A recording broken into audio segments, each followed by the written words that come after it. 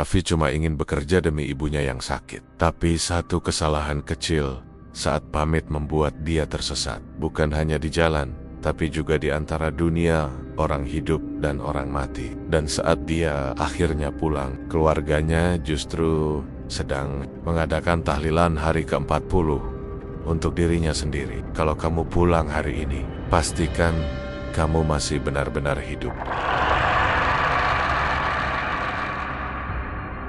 Desa Kalibening selalu berubah menjadi sangat sunyi setelah maghrib. Jalan tanah yang siang hari dipenuhi anak-anak bermain bola mendadak kosong.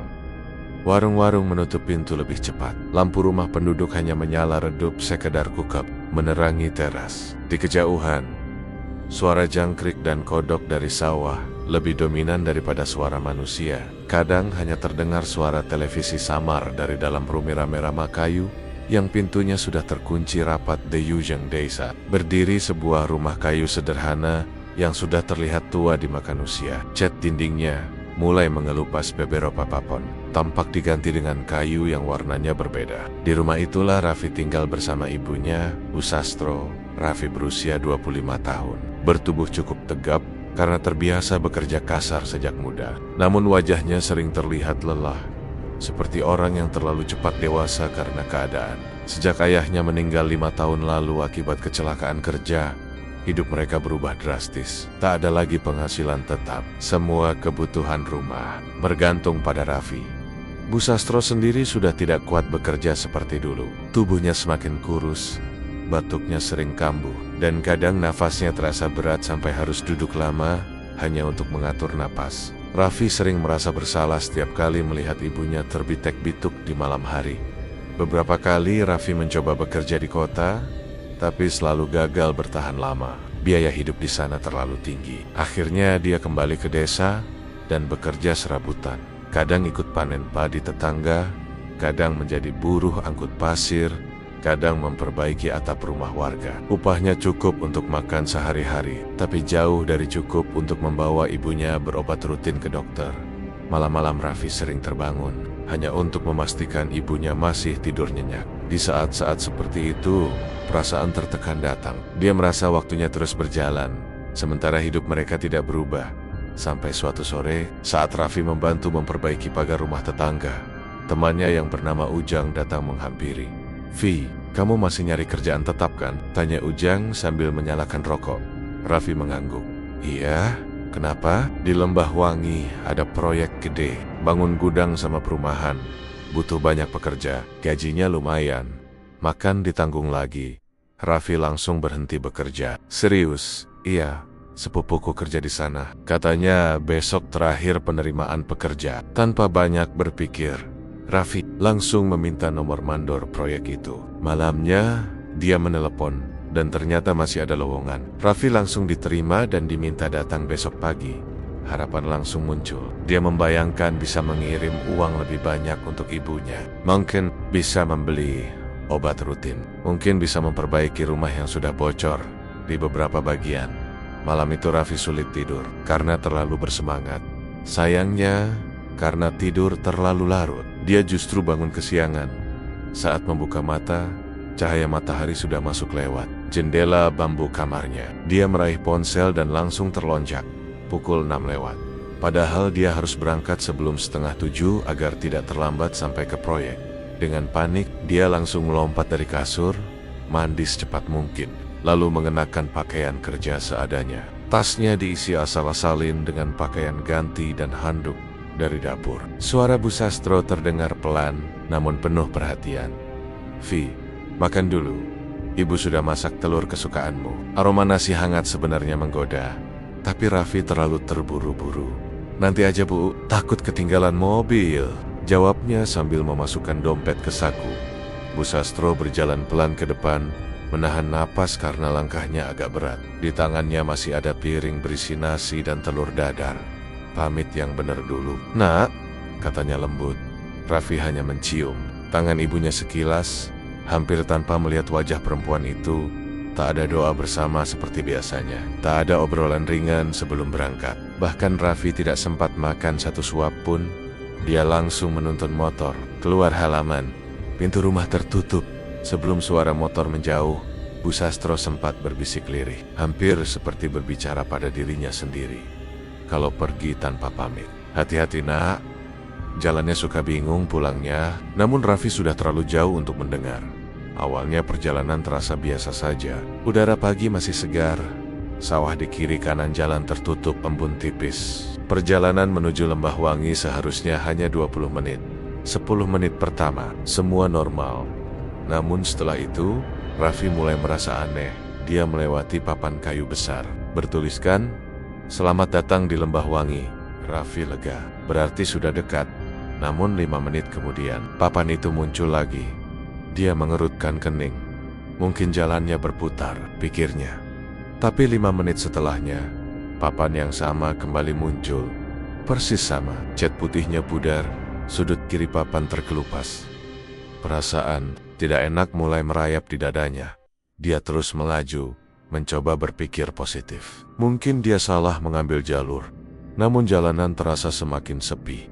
Tidak ada kendaraan lain lewat. Bahkan suara burung pun seperti hilang. Di sebuah tikungan berkabut, dia melihat warung kecil dari kayu. Di depannya duduk seorang pria tua dengan wajah keriput menjual rokok.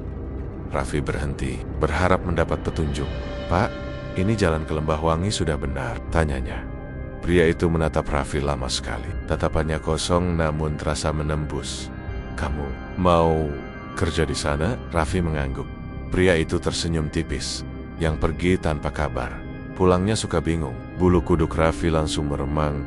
Dia tidak pernah menceritakan soal keberangkatannya. Namun, orang itu seolah tahu. Raffi buru-buru merogoh saku untuk membeli rokok sekadar basa-basi. Namun saat dia kembali menoleh ke depan, warung itu hilang. Tak ada meja, tak ada orang tua, tak ada apapun. Hanya jalan kosong diselimuti kabut tipis. Jantung Raffi berdegup kencang. Tanpa pikir panjang, dia menyalakan motor dan melaju secepat mungkin. Anehnya, tak sampai beberapa menit kemudian, jalanan kembali normal. Rumah-rumah mulai terlihat. Orang-orang berjalan, suara aktivitas terdengar, dan papan besar bertuliskan Lembah Wangi. Benar-benar berdiri di depan gerbang desa, seolah tidak pernah terjadi apapun sebelumnya. Raffi mencoba menenangkan diri. Mungkin hanya perasaannya saja. Namun jauh di dalam hatinya, ada rasa tidak nyaman yang sulit dijelaskan. Seperti sesuatu telah dimulai. Tanpa dia sadari, hari-hari pertama bekerja di proyek bangunan, Lembah Wangi terasa biasa saja bagi Raffi. Lokasi proyek itu cukup luas. Bekas kebun yang diratakan untuk dibangun, gudang besar, dan deretan rumah kontrakan pekerja pabrik yang katanya akan segera dibuka di daerah itu. Sejak pagi buta, suara palu, gerinda, dan mesin molen sudah merongrong, memecah kesunyian desa. Raffi ditempatkan sebagai kuli angkut. Tugasnya memindahkan pasir, semen, dan batu bata ke berbagai titik bangunan. Pekerjaan berat, tapi Raffi sudah terbiasa dengan pekerjaan fisik. Tangannya kuat, punggungnya tahan beban. Selama bisa menghasilkan uang, dia tidak banyak mengeluh. Rekan-rekan kerjanya pun cukup ramah. Ada Darto, pria 2 anak yang sering bercanda untuk mengusir lelah. Ada Jali yang paling muda dan selalu membawa radio kecil ke lokasi kerja. Mandor proyek, Pak Heru, juga dikenal cukup baik. Tidak galak selama bekerja, tidak malas. Di hari pertama, Raffi bahkan sempat merasa lega. Semua terasa normal, tidak ada kejadian aneh. Tidak ada perasaan tidak nyaman seperti saat perjalanan menuju desa itu. Dia bahkan sempat berpikir kejadian papan petunjuk yang berulang dan warung misterius hanyalah akibat kurang tidur dan perut kosong pagi itu. Namun, keanehan mulai terasa perlahan, seperti sesuatu yang merayap tanpa disadari. Hari-hari berikutnya, Raffi merasa waktu di Lembah Wangi terasa tidak menentu. Kadang matahari terasa sangat cepat tenggelam. Baru saja dia merasa masih siang. Tahu-tahu mandor sudah berteriak menyuruh pekerja berhenti karena hari gelap. Namun di hari lain, sebaliknya, matahari seperti enggan turun. Langit terasa oranye terlalu lama. Jam menunjukkan hampir pukul 6 sore, tapi cahaya masih seperti pukul 4. Awalnya Raffi menganggap itu hanya perasaannya saja. Namun, suatu sore, saat sedang duduk istirahat, dia bertanya pada Darto, "Mas, menurutmu di sini siangnya kadang panjang banget ya?" Darto menatapnya heran. "Biasa aja, Vi. Kamu mungkin kecapekan." Raffi mengangguk, meski hatinya masih merasa aneh. Hal lain yang mulai mengganggu pikirannya adalah sinyal ponsel. Di area proyek, sinyal hampir selalu hilang. Itu sebenarnya wajar di daerah terpencil. Namun bahkan saat Raffi berjalan ke warung atau ke ujung desa, sinyal tetap sering hilang. Padahal menurut pekerja lain, mereka masih bisa menelepon keluarga. Meski kadang putus-putus, setiap malam Raffi mencoba menelepon Bu Sastro, namun selalu gagal. Kadang sambungan tidak tersambung, kadang langsung mati. Kadang hanya terdengar suara statis seperti radio rusak. Awalnya dia tidak terlalu khawatir. Di desanya sinyal juga sering buruk. Namun makin lama, perasaan gelisah mulai muncul. Sudah beberapa hari dia tidak mendengar suara ibunya sama sekali. Suatu malam, sekitar pukul 9, Raffi duduk di kamar barak pekerja, bangunan sederhana. Itu hanya berupa ruangan panjang dengan dipan kayu berjajar. Sebagian pekerja sudah tidur, sebagian lagi bermain kartu. Angin malam terasa dingin. Raffi berdiri dan berjalan keluar barak, mencoba mencari titik sinyal. Di belakang proyek, ada tanah lapang yang cukup tinggi. Dia berjalan ke sana, berharap sinyal muncul. Anehnya, saat dia melihat layar ponsel, indikator sinyal penuh muncul tiba-tiba. Raffi langsung senang. Tanpa membuang waktu, dia menelepon rumah. Nada sambung terdengar. Sekali, 2 kali. Lalu, telepon tersambung. Namun bukan suara ibunya yang terdengar. Yang terdengar justru suara orang membaca doa. Suara tahlilan. Beberapa pria membaca ayat-ayat doa. Bersama dengan suara berat dan pelan, Raffi mengerniat suara itu jelas berasal dari rumahnya. Dia mengenal suara Pak RT dan beberapa tetangga. Dadanya tiba-tiba terasa tidak nyaman. "Bu," panggil Raffi. Tidak ada jawaban. Suara doa terus berjalan, seolah tidak ada yang mendengar panggilannya. "Bu, ini Raffi, Bu." Namun telepon tiba-tiba terputus. Raffi menatap layar ponselnya bingung. Jantungnya berdegup cepat. Dia mencoba menelepon lagi, tapi kali ini tidak tersambung. Saat itulah notifikasi lama bermunculan di layar. Seolah baru mendapat sinyal setelah lama tertunda. Pesan masuk, notifikasi aplikasi, dan satu notifikasi membuat darahnya seperti berhenti mengalir. Panggilan tak terjawab. Dari ibu 40 hari lalu, tubuh Raffi langsung terasa dingin. Tangannya gemetar. 40 hari? Tidak mungkin. Dia merasa baru beberapa hari bekerja di sini, paling lama seminggu. Dengan nafas memburu, dia membuka kalender di ponselnya. Tanggal yang muncul membuat kepalanya terasa ringan, seperti mau pingsan. Tanggal itu sudah melengket jauh lebih dari 1 bulan sejak hari keberangkatannya. Padahal di kepalanya, waktu berjalan normal, hari-hari terasa singkat. Tidak pernah terasa selama itu. Raffi mundur beberapa langkah tanpa sadar. Tanah di bawah kakinya terasa goyah. Kepalanya pusing. Jantungnya berdetak terlalu cepat. Perasaan takut yang sulit dijelaskan mulai merayap di dadanya. Dia mencoba mengingat kembali perjalanan ke Lembah Wangi. Jalanan yang berulang. Warung misterius. Kata-kata pria tua itu yang pergi tanpa kabar. Pulangnya suka bingung. Raffi menelan ludah. Malam itu, tidur menjadi hal paling sulit baginya. Dan sejak malam itu, mimpi buruk datang bertubi-tubi. Dalam mimpinya, Raffi melihat jalan berkabut. Motor yang dia kendarai melaju cepat. Lampu kendaraan lain muncul tiba-tiba dari arah berlawanan. Suara benturan keras, tubuhnya terlempar. Dia melihat dirinya sendiri tergeletak di aspal. Motor hancur di sisi jalan. Orang-orang berkumpul. Seseorang menutup tubuhnya dengan kain. Suara-suara terdengar samar. Kasihan, anak Bu Sastro.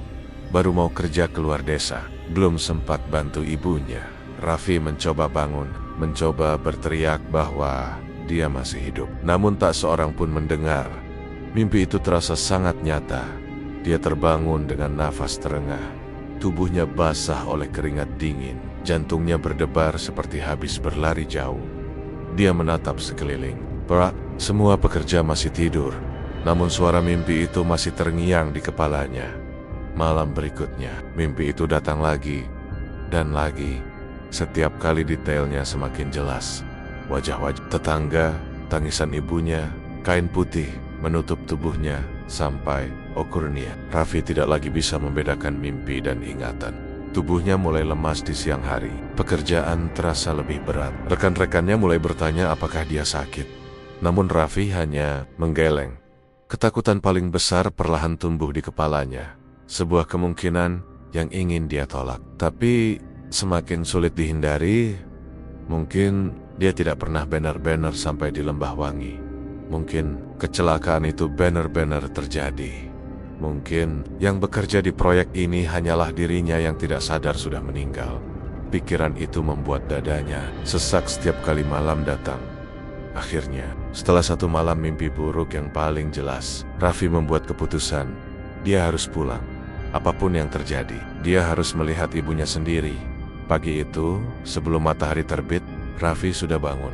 Barak masih gelap. Para pekerja masih tidur lelap.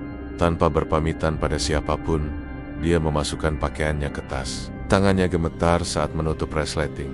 Perasaan takut bercampur rindu memenuhi dadanya.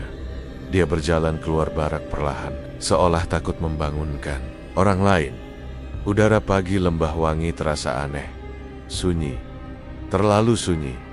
Motor tuanya masih terparkir di tempat semula. Entah kenapa, motor itu terlihat lebih kusam daripada saat pertama datang. Raffi menyalakan mesin. Suara motor memecah kesunyian pagi. Dia menarik napas panjang. Apapun yang menunggu di Kalibeneng, dia harus menghadapinya. Dan tanpa menoleh lagi, Raffi melaju meninggalkan Lembah Wangi, menuju rumah yang entah masih bisa disebut rumah atau tidak. Desa Kalibening terlihat sama seperti biasanya ketika Raffi memasuki perbatasannya. Jalan tanah yang dia hafal sejak kecil masih sama.